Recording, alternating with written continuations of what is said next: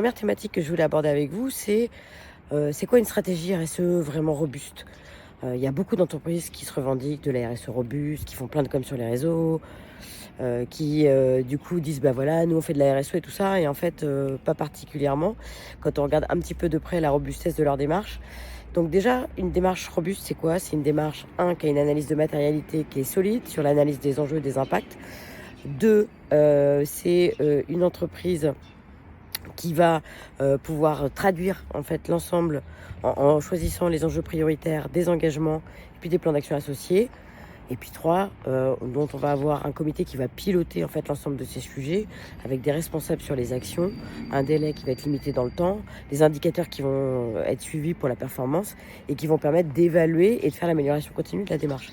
Si je vous prends l'exemple de l'entreprise dans laquelle je suis cette semaine, qui est, la filiale d'une grande entreprise française nationale, en fait, ce qu'ils ont fait, c'est vachement bien, parce qu'en fait, il y a une stratégie RSE groupe.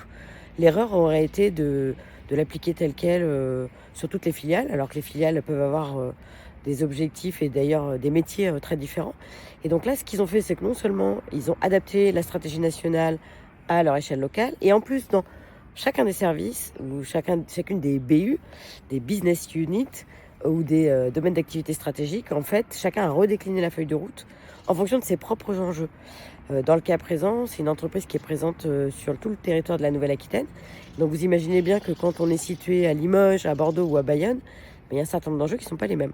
Et donc là, pour le coup, cette entreprise, et c'est pour ça qu'elle est exemplaire d'ailleurs sur le référentiel engagé RSE, eh ben, a parfaitement réadapté avec à chaque fois des indicateurs, des objectifs qui sont différents et adaptés à sa situation et à ses propres enjeux et déclinés au plus près du terrain.